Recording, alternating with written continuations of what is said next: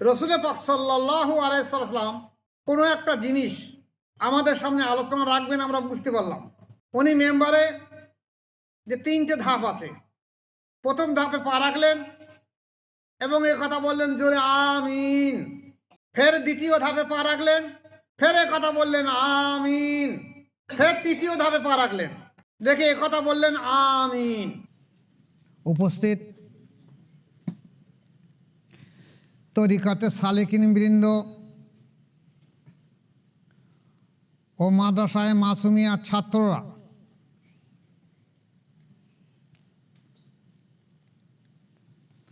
এটা রমজান মাস,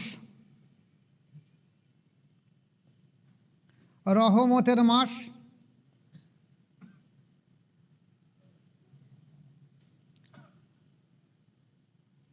এই মাসের গুরুত্ব অত্যধিক।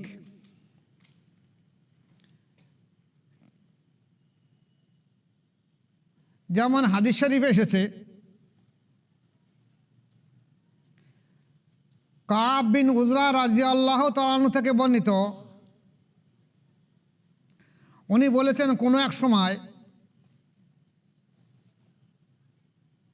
আমরা মসজিদে নবমী ছিলাম। হুজুরে পাক সাল্লাল্লাহু আলাইহি সাল্লাম আমাদেরকে বললেন, তোমরা সব মেম্বারের কাছাকাছি এসে বসে যাও, সব আগে আগে এসে মেম্বার ধারে বসে যাও।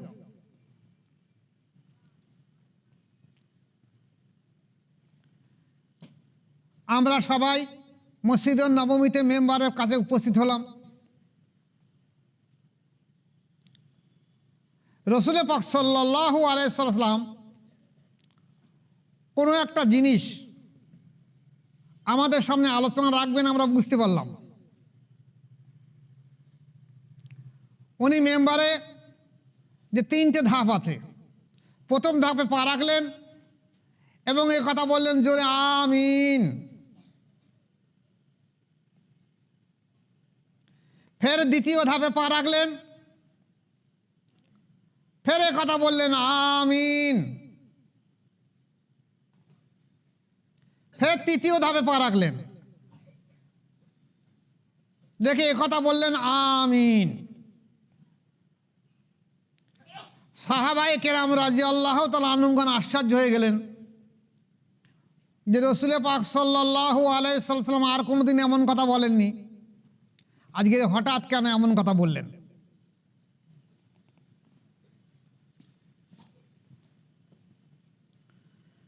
জিজ্ঞাসা করলেন, ইয়া রাসূলুল্লাহ, ইয়া হাবিবাল্লাহ, আপনি তো আর কোনোদিন এমন কথা বলেননি,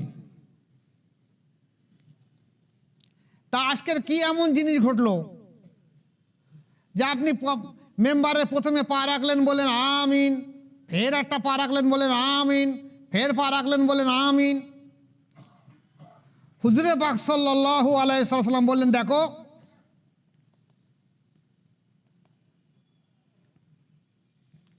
আমি যখন মেম্বারের প্রথমে পা রাখলাম, সঙ্গে সঙ্গে জিবরাইল আলাইহিস সালাম আমাকে যে বললেন, ইয়া রাসূলুল্লাহ, ইয়া হাবিবাল্লাহ, যে ব্যক্তি তার জীবিত অবস্থায় রমজান শরীফে রোজা পেয়েছে কিন্তু মাগফিরাত পায়নি, তার সমস্ত গুনাহগুলোকে মাফ করে নিতে পারিনি, আল্লাহ পাক আমাকে জানিয়ে দিয়েছেন, এই জিবরাইল, তুমি গিয়ে আমার দোষকে বলে দিয়ে দাও যে আমি আল্লাহ পাক বলে দিয়ে দিচ্ছি ওই ব্যক্তি ধ্বংস হয়ে যাক, যে রমজান শরীফে রোজা পেয়েছে অথচ মাগফিরাত করতে পারিনি। আমি জিবরাইল আলাইহিস সালাম আল্লাহ পাক রব্বুল আলামিনের এই কথা নিয়ে এসে আপনার সামনে বলেছি এবং আমিও সাক্ষী দিচ্ছি যে ও ব্যক্তি বেশক ধ্বংস হয়ে যাক। ইয়া রাসূলুল্লাহ, হাবিবাল্লাহ, আপনি বলুন। আল্লাহ রসুল বলেন আমিন, আমিও বলছি ওই ব্যক্তি ধ্বংস হয়ে যাক যে রমজান শরীফে রোজা পেয়েছে অথচ মাগফিরাত করতে পারিনি।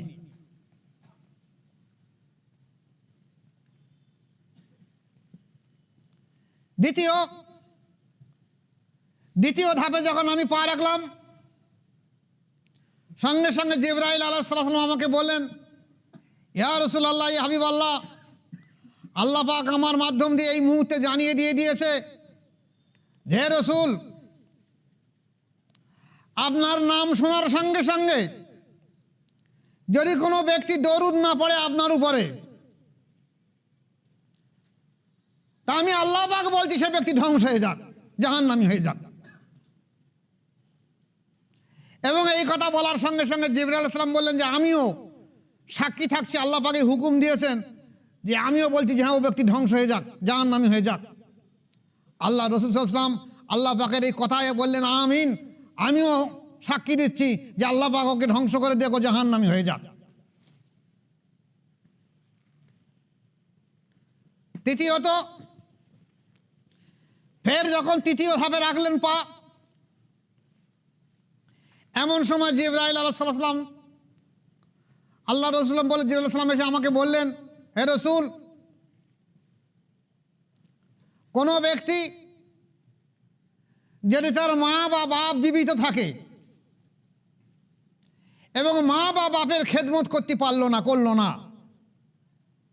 মা বা বাপের খেদমত করে মা বাপের নেক দোয়ায় সে জান্নাত নিতে পারলো না, মা বাপের দোয়া আশীর্বাদে সে জান্নাত কামিয়াব করে নিতে পারলো না, আল্লাহ পাক বলেন ওই ব্যক্তিও ধ্বংস হয়ে যাক, ও ব্যক্তিও জাহান্নামী হয়ে যাক।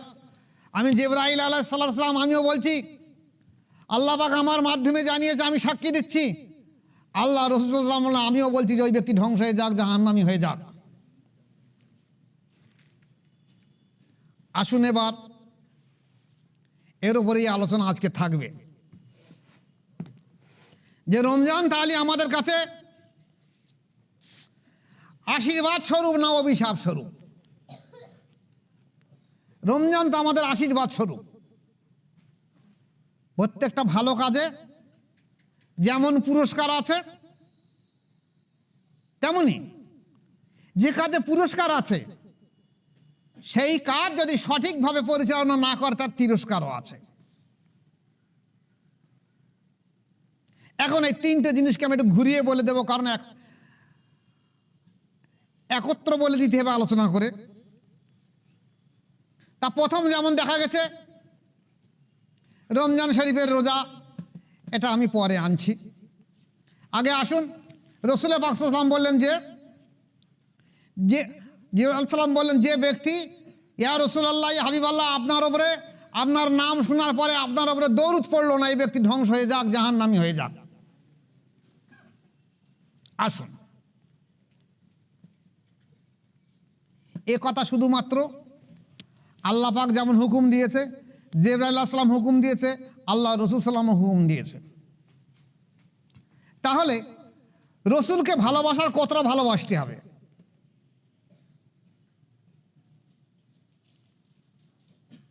রসুলের পাক সাল্লাল্লাহু আলাইহি ওয়াসাল্লামের নাম শোনার সঙ্গে সঙ্গে দরুদ পড়তে হবে। যদি দরুদ না পড়ে সে ব্যক্তি ধ্বংস হয়ে যাবে, জাহান্নামী হয়ে যাবে।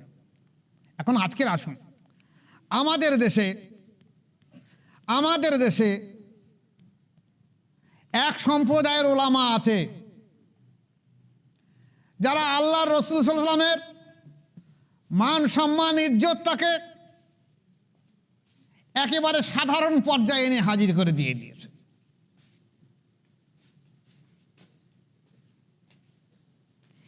এই গত কয়েকদিন আগে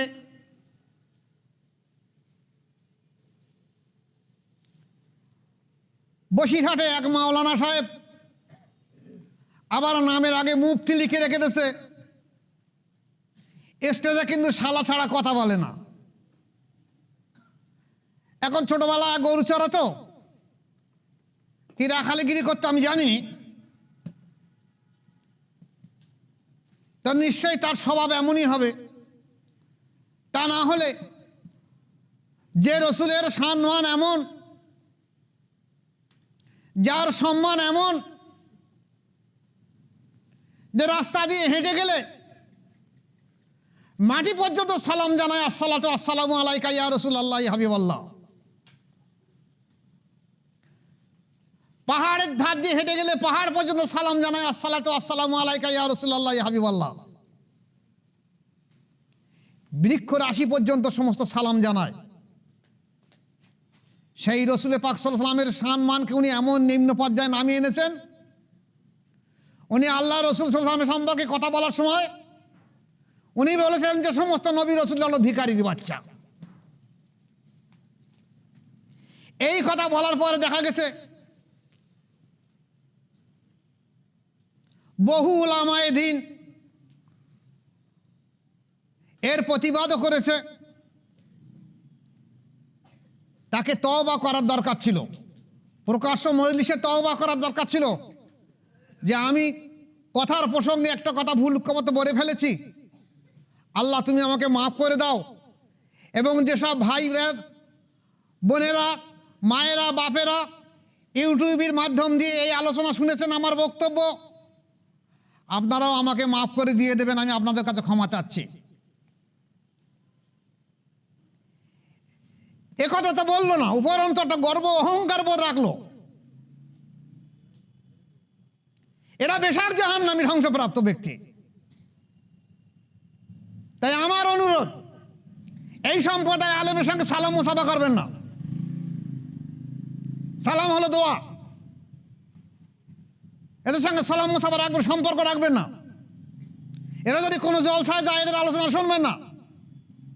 এরা যদি কোনো মাদ্রাসা প্রতিষ্ঠা করে সেই মাদ্রাসার সাহায্য করবেন না, যতক্ষণ পর্যন্ত তারা সত্যিকার তওবা না পাঠ করবে। যে রসুল আমাদের জান মান, যেখানে বলা হয়েছে রসুল পাক সাল্লাল্লাহু আলাইহি ওয়াসাল্লাম এমন কথা বলেছেন যে তোমরা তোমাদের জীবন, তোমাদের ধনসম্পত্তি, তোমাদের বিবি বাল বাচ্চা, তোমাদের মা বাপ মায়ে তোমাদের জীবনের থেকে আমাকে বেশি মহব্বত না করবে, তোমরা জীবনে পূর্ণ মুমিন হতে পারবে না। যে রসুল পাক সাল্লাল্লাহু আলাইহি ওয়াসাল্লামের নাম না পাঠ করলে কোনো ব্যক্তি মুসলমান হতে পারে না। সারা জীবন ধরে একটা মানুষ যদি কলেমা তাইয়্যিবা এই কথা পাঠ করে লা ইলাহা ইল্লাল্লাহ, জীবনে মুসলমান হবে না। তাকে অবশ্যই মুহাম্মদুর রাসূলুল্লাহ সাল্লাল্লাহু আলাইহি ওয়াসাল্লাম পাঠ করতে হবে। যে রসুল সম্পর্কে বলা হয়েছে আল্লাহ পাক যার উদ্দেশ্য করে কুল মখলুকাত সৃষ্টি করেছেন, যার প্রেমে যার ইশকে এই বিশ্ব ব্রহ্মাণ্ড কুল মখলুক কুল কায়নাত সৃষ্টি করেছেন, আর আপনারা সেই রসুলের শান সম্পর্কে একটা সাধারণ পর্যায়ে নামিয়ে আনছেন। এমনকি এমন অনেক ওলামায় এমন কথা বলেছে যে রসুল পাক সাল্লাল্লাহু আলাইহি ওয়াসাল্লাম তোমার আমারই মতন মানুষ।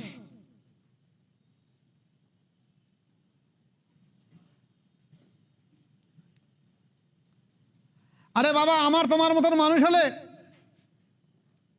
আল্লাহ রসুল সাল্লাল্লাহু আলাইহি ওয়াসাল্লাম যখন পেশাব বা পায়খানা করার সঙ্গে সঙ্গে জমিনটাকে গ্রাস করে ফেলে দিত, ঢেকে দিত। আর তুমি পায়খানা করলে তোমার তো পায়খানার ধারতে তো মানুষ জাতি পারে না, হ্যাঁ, গন্ধের ঠালায়।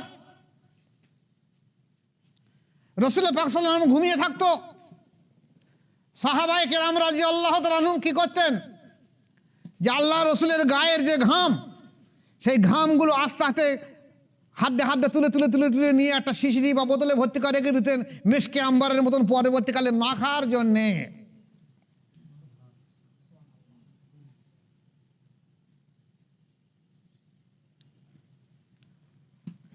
যেখানে কোরআন শরীফে বলা হয়েছে বিসমিল্লাহির রহমানির রহিম ইন্নামা হাররামাল মাইতা ওয়াদ দামা ওয়া লাহমাল খিনজির, মরা জিনিস, রক্ত আর শূকরের মাংস খাওয়া হারাম বলা হয়েছে, প্রবাহিত রক্ত। রসুল পাক সাল্লাল্লাহু আলাইহি ওয়াসাল্লামের এক সময় হাত মোবারক কেটে যায়, সে রক্ত বাইর হলে একটা পাত্রে রেখে একজনকে সাহাবাকে বলল তুমি এই রক্তগুলো সে ওই ধারে ফেলে দিয়ে এসো যেন কারো পায়ে না লাগে। সে সাহাবা কি করলেন, রসুলের মহব্বতে প্রেমে দূরে গিয়ে সেই রক্তটা পান করে নিয়েছেন। আল্লাহ রসুল সাল্লাল্লাহু আলাইহি ওয়াসাল্লাম এসে জিজ্ঞাসা ফিরে আসার পরে হুজুর পাক সাল্লাল্লাহু আলাইহি ওয়াসাল্লাম বললেন তুমি রক্তটা জমিনে ফেলে দেওয়ার সময় কি দেখলে? বলছি ইয়া রাসূলুল্লাহ, আমি তো কিছু দেখিনি। বলছে তাহলে তুমি রক্তটা মাটিতে ফেলে দাওনি, তা তুমি কি করেছো? বলছি ইয়া রাসূলুল্লাহ, আমি সেই রক্তটা পান করে ফেলেছি। তা বলে যাও, আমার গায়ের রক্ত যখন তোমার ভিতরে ঢুকেছে, তুমি বেশাক জান্নাতি। তুমি যে রক্ত খাওয়া হারাম বলা হয়েছে, সেই রক্ত পান করার পরে আল্লাহ রসুল বলে তুমি বেশাক জান্নাতি, এবং তুমি আমার সঙ্গেই জান্নাতে যাবে, হাজির হয়ে যাবে। এ হলো মহব্বত, প্রেম। রসুল পাক সাল্লাল্লাহু আলাইহি সাল্লাম যখন হযরত ফাতেমা রাদিয়াল্লাহু তাআলার বাড়ি যেতেন, সঙ্গে সঙ্গে ফাতেমা রাদিয়াল্লাহু তাআলা উঠে দাঁড়িয়ে যেতেন, আল্লাহ রসুলকে সালাম জানাতেন, আসসালাতু আসসালামু আলাইকা ইয়া রাসূলুল্লাহ ইয়া হাবিবাল্লাহ, গিয়ে কদম বুচি করতেন আল্লাহ রসুলের, এবং নিজের জায়গায় আল্লাহ রসুলকে বয়াতেন। যদিও পিতা, তবুও তিনি রসুল, তাই পিতার সম্মান যেমন দিতেন, তেমনি রসুলের সম্মান আরো বেশি বলে নিজের জায়গায় বসিয়ে দিতেন। আবার যখন ফাতেমা রাদিয়াল্লাহু রসুল পাক সাল্লাল্লাহু আলাইহি ওয়াসাল্লামের কাছে যেতেন, তখন আল্লাহ রসুল উঠে দাঁড়িয়ে আবার ফাতেমাকে সালাম দিয়ে বুকে জড়িয়ে ধরে আবার নিজের জায়গায় বসিয়ে রাখতেন। মহব্বত, প্রেম এমন একটা জিনিস। সেই রসুলের সম্মানের সম্পর্কে যদি একটা রসুল পাক সাল্লাল্লাহু আলাইহি ওয়াসাল্লামের একটা চুল মোবারক সম্পর্কে যদি কোনো ব্যক্তি মনে করে যে চুলটা বেঁকা কি টেরা, তাহলে সে ব্যক্তি জাহান্নামী হয়ে যাবে। কোনো প্রসঙ্গ করা যাবে না, কোনো কথা মন্তব্য করা যাবে না যে মন্তব্যের মধ্যে রসুল পাক সাল্লাল্লাহু আলাইহি ওয়াসাল্লামের সম্মানের ক্ষতি হয়। আজকের এই ওলামা সমাজ যারা রসুলের সম্মান সম্পর্কে বাজে মন্তব্য করে, কেন? আসলে এরা মুসলমান নয়,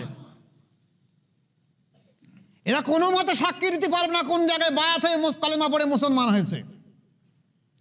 এরা মাদ্রাসায় গিয়ে কালেমায়ে তাইয়্যিব লা ইলাহা ইল্লাল্লাহু মুহাম্মদ রাসূলুল্লাহ সাল্লাল্লাহু আলাইহি ওয়াসাল্লাম পাঠ করেছে, নয় কোনো মক্তবে, নয় মা বাবার কাছে, নয় কোনো মিলাদের মজলিসে কলেমা পাঠ করেছে। এ কলেমা হলো কলেমায়ে মরদুদি, কলেমায়ে জাতি নয়। কলেমায়ে জাতি সিনা বার সিনা, একজনের সিনা থেকে আরেকজনের সিনার মধ্যে চলে যায়, এটা হলো কলেমায়ে জাতি। এই যে দেখা গেছে রমজান শরীফের মাস, এই মাসে যেমন রমজানের আয়াত, কোরআনের আয়াত নাযিল হয়েছে, বিসমিল্লাহির রহমানির রহিম, কুতিবা আলাইকুমুস সিয়ামু কামা কুতিবা আলাল লাযিনা মিন ক্বাবলিকুম লাআল্লাকুম তাত্তাকুন।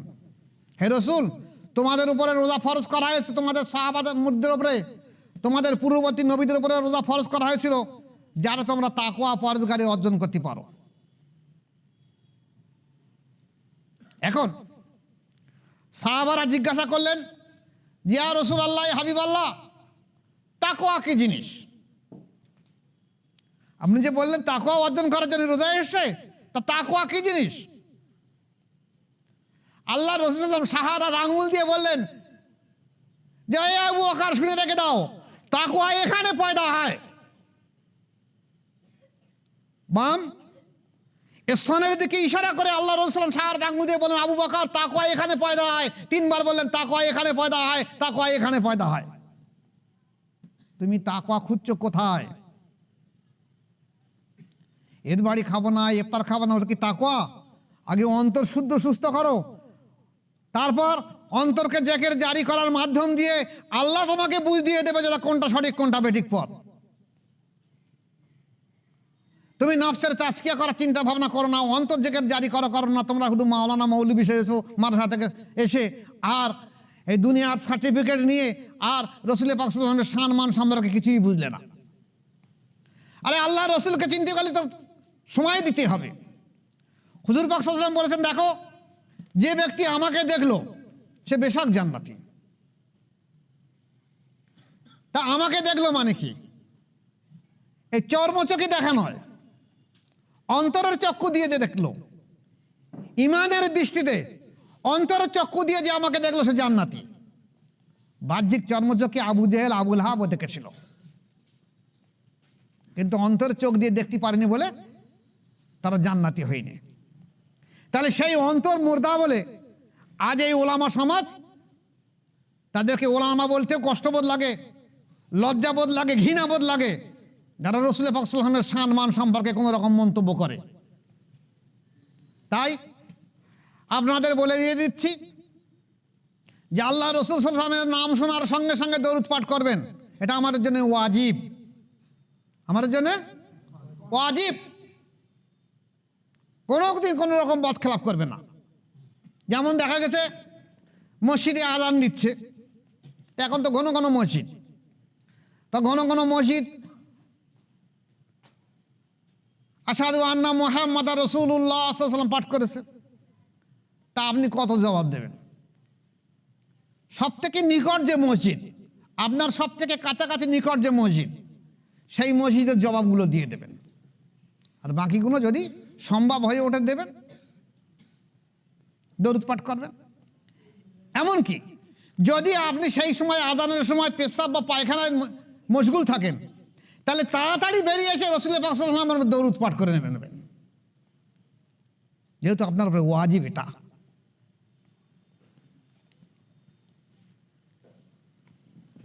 এবার আসুন, আর একটা কি বলা হয়েছে, যে ব্যক্তি তার মা বা বাপ উভয়ে একজন জীবিত আছে বা দুজনা জীবিত আছে, তাদের সেবার মাধ্যম দিয়ে জান্নাত কিনে নিতে পারলো না, তাদের দোয়ায় পেল না, এই ব্যক্তি ধ্বংস হয়ে যাক, জাহান্নামী হয়ে যাক। এখন যে বাপ বা যে মা আপনাকে এতদিন ধরে মানুষ করেছে, আপনি আজকে দেখা যাচ্ছে বর্তমান জমানায় মানুষ শিক্ষিত হয়ে মা বাপকে কি করছে, টাকা পয়সা বেশি হয়ে গেছে বলে বৃদ্ধাশ্রমে রেখে দিচ্ছে, যে তুমি ওখানে থাকো, বোঝা আমাদের কাছে বোঝা স্বরূপ। কিন্তু একটাবার খেয়াল করে দেখেন, যে মা তোমাকে 10টা মাস পেটের মধ্যে রেখে দিয়েছে, গর্ভধারণ করেছে, যদি নিজের জীবনের সারা জীবন ধরে এই মাকে সেবা করো, তবু মায়ের এই ঋণ শোধ করতে পারবে না।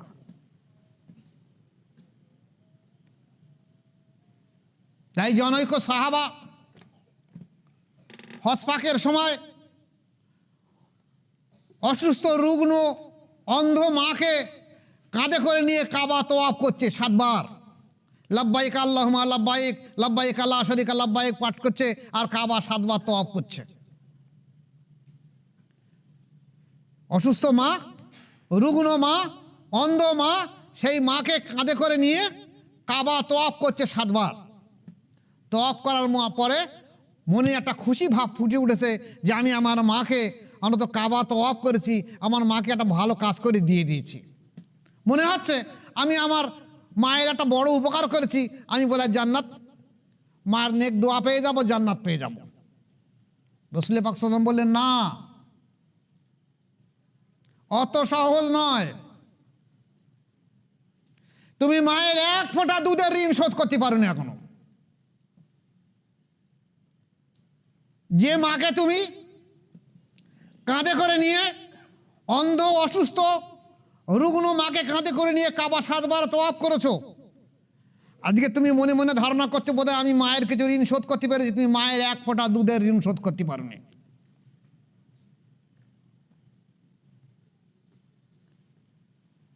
যদি তোমার মা এবং তোমার বাপ বেঁচে থাকে, দুজনা কেউ বেঁচে থাকে, যদি দুজনা বেঁচে থাকে তাহলে ভাগ্যবান, তাদেরকে সেবা করবে, যেন কোনোদিন একটা উফ বলে এমন শব্দ না বাইর করে মা বাপের মুখ দিয়ে, তাহলে কিন্তু তুমি জাহান্নামী হয়ে যাবে, তোমার সমস্ত ইবাদত বরবাদ হয়ে যাবে।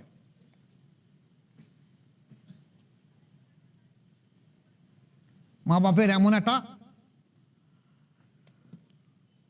আশীর্বাদ এবং অভিশাপ, যখন শিশু অবস্থায় একটা বাচ্চা অসুস্থ হয়ে থাকে,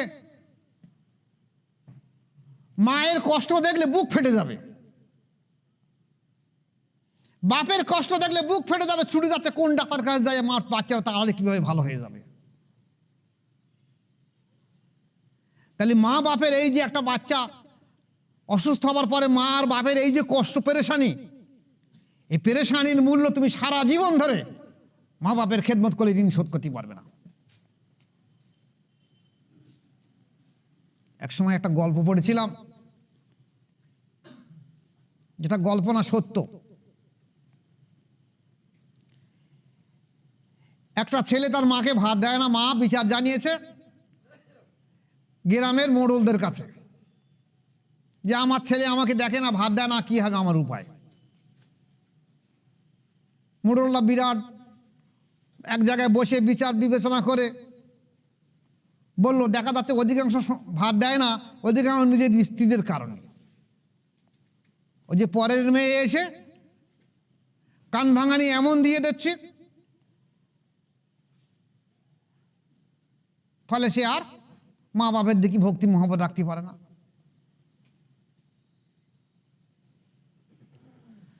তো বিচারে এই বলা করা হলো যে তুমি তো তোমার মায়ের পেটে ছিলে 10 মাস 10 দিন। বলছে হ্যাঁ ছিলাম। ঠিক আছে, দড়িয়ে এনে চামেনে একটা ইট তার সেই ছেলেটার পেটে বাঁধ বেঁধে দেওয়া হয়েছে যে তুমি 10 মাস না 1 মাস এই ইটটা পেটে বাঁধা অবস্থায় তুমি ঘুরে ঘুরে বেড়াতে হবে। তোমার মা পেটে তো তুমি 10 মাস ছিলে। আমরা 1 মাস দেখার পরে 1 মাস পরে আগামী মাসে এই দিনে আবার এখানে বসে বিচার করব যে তোমার কি করা যাবে না করা যাবে। ছেলেটা সেই পেটে ইট নিয়ে বাড়ি গেছে, বিরাট কষ্ট, চলতি ফিরতি উঠতি বসতি। তারপর দিন সকালে এসে মোড়ল মশাইয়ের পায়ে জড়িয়ে ধরেছে, আমার মাফ করে দাও, আমার ভুল হয়ে গেছে। মোড়ল বলছে আমি কি বিচার করবো, মায়ের ডেকে আনো। পেটে ইট বাঁধা অবস্থায় ওই অবস্থায় এসে মাও দেখে কাঁদছে ছেলেটার জন্য। মা জানতো, মা ছুটি সন্তান ছুটিকে মার পা জড়িয়ে ধরে বলছে মা আমার মাফ করে দাও, আমি আর জীবনে এমন ভুল কাজ করবো না। মা এবার মোড়লের কাছে বলছে যে তোমরা এক কাজ করো, আমার ছেলেটাকে মাফ করে দিয়ে দাও, ও ভুল করে ফেলেছে, এত কষ্ট এত অন্যায় অত্যাচার করেছে তবুও মার জান জ্বালা করতেছে, বলে তোমরা ওকে মাফ করে দিয়ে দাও। মোড়ল মশাই বলে ঠিক আছে, তাহলে তুমি তোমার মাকে নিয়ে বাড়ি চলে যাও, ইটটা খুঁড়ে রেখে চলে দিয়ে যাও। ঠিক এই সম্পর্কে মুসনাদে আহমদ বা তাবরানী শরীফের একটা হাদিস এসেছে।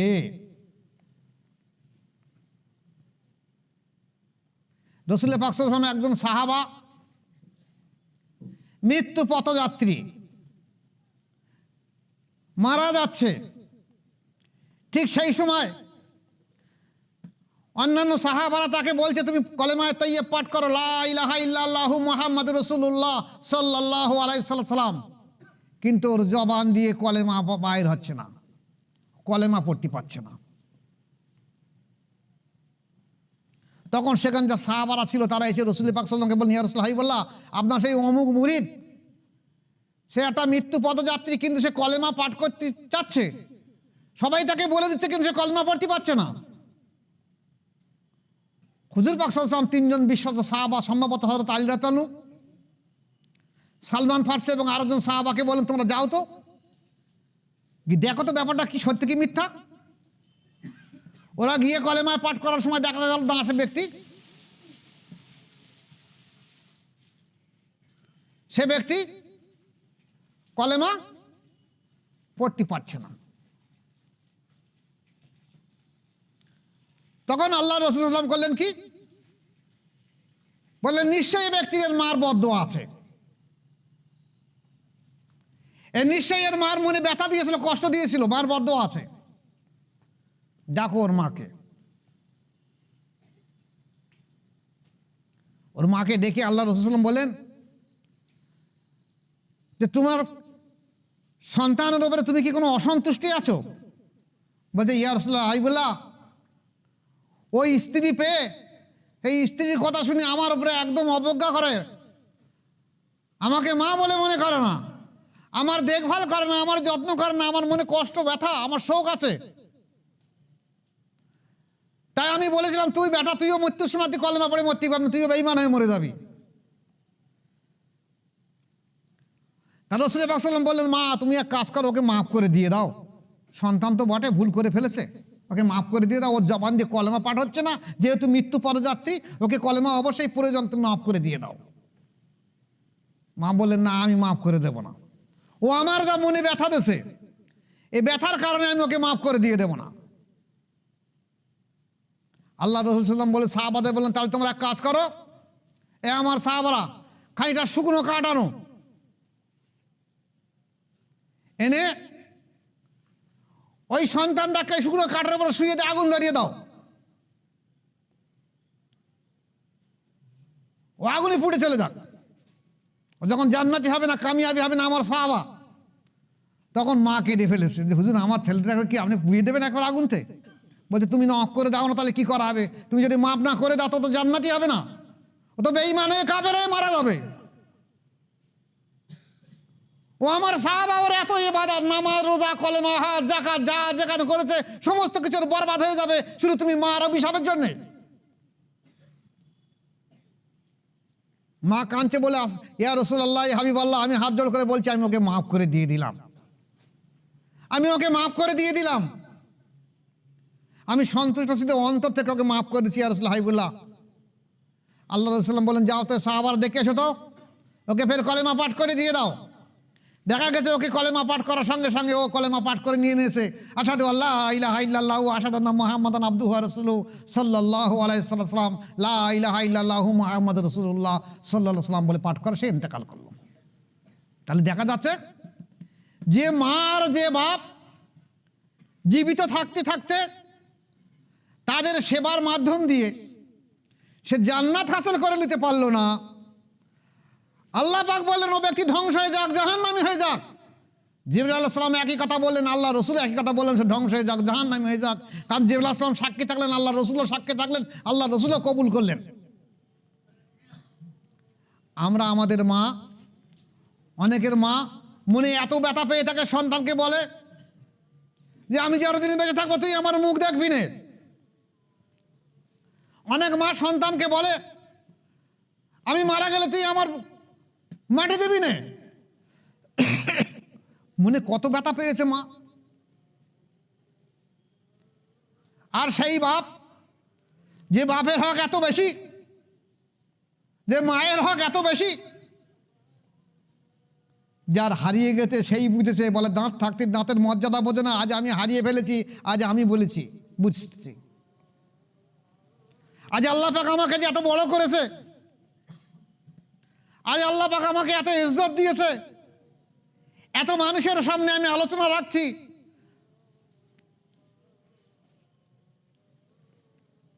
এত মানুষ আমাকে মাশায়েখ বা শায়েখ বা পীর মুর্শিদ হিসেবে মানছে, এগুলো আমার মা আর বাপের নেক দোয়া ছাড়া আর কিচ্ছু নয়। আপনারাও যদি তেমন মা বাপের নেক দোয়া পেয়ে থাকেন, ইনশাআল্লাহ আল্লাহ পাক নিশ্চয়ই আপনাদেরকে কামিয়াবি করে নেবে, জান্নাতি করে দিয়ে নেবে। এখন আসুন, যদি কারোর মা বাপ মারা গিয়ে থাকে তাহলে সে কি করবে? সে মায়ে মারা গেলে মার আত্মীয় যারা দুনিয়ায় জীবিত আছে, মামারা খালারা যারা আছে, তাদের খেদমত করবে, ভালোবাসবে, মহব্বত রাখবে। বাবা মারা গেলে, পিতা মারা গেলে বাপের ভাইয়েরা, চাচারা, দাদারা, চাচতো চাচা যারা আছে তাদেরকে খেদমত করবে, ভালোবাসবে। আর তাদের মাজারের কাছে জিয়ারাত করবে গিয়ে, তাদের মৃত্যু দিনগুলো তাদের মাজারের কাছে জিয়ারাত করবে, তাদের আত্মার সন্তুষ্টির জন্যে, তাদের মাগফিরাতের জন্য, তাদের মৃত্যু দিবসে ফকির ইয়াসিন মিসকিন কাঙাল মিসকিনদের খেতে দেবে, ইসালে সওয়াব করবে, সওয়াব রসানি করবে, আল্লাহর রাস্তায় সাদগা করে দিয়ে দেবে, সাদগায়ে জারিয়া করে দিয়ে দেবে। তাহলে হয়তোবা যদি কোনো ভুল ভ্রান্তি নিজের জীবনে ঘটে থেকে থাকে, তাহলে আল্লাহ পাক হয়তো এর দ্বারা কোনোদিন তোমাকে মাফ করে দিয়ে দিতে পারে। এবার আসুন, রমজান শরীফের সম্পর্কে বলা হয়েছে যে যে ব্যক্তি রমজান শরীফের রোজা পেল কিন্তু মাগফিরাত পেল না, রমজান শরীফের মাসে যেটা মাগফিরাত, রহমতের মাস, মাগফিরাতের মাস, সমস্ত গুনাহে মাফের মাস, এইটা পেল না। আল্লাহ পাক বলেন ও ব্যক্তি ধ্বংস হয়ে যাক। জিবরাইল আলাইহিস সালাম সাক্ষী দিলেন, আল্লাহ রসুলও তাকে বললেন যে হ্যাঁ ওই ব্যক্তি ধ্বংস হয়ে যাক, কবুল করলেন মুসলিম আসলাম। তাহলে আমাদের জীবনে তো রমজান শরীফ এসেছে, আমরা কি করব? দেখুন, রমজান শরীফের রোজা গতদিনে বলেছি দুটো উদ্দেশ্য, একটা আভ্যন্তরীণ, একটা বাহ্যিক।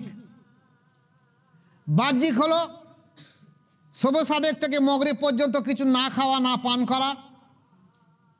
আর যারা বিবাহিত তারা স্বামী স্ত্রী মেলামেশা না করা হলো রোজা। আর আভ্যন্তরীণ কি বলা হয়েছে? যে মানুষের ভিতরে যে প্রবৃত্তি আছে, নফস আছে, এই নফসের চরিত্র সংশোধন করা।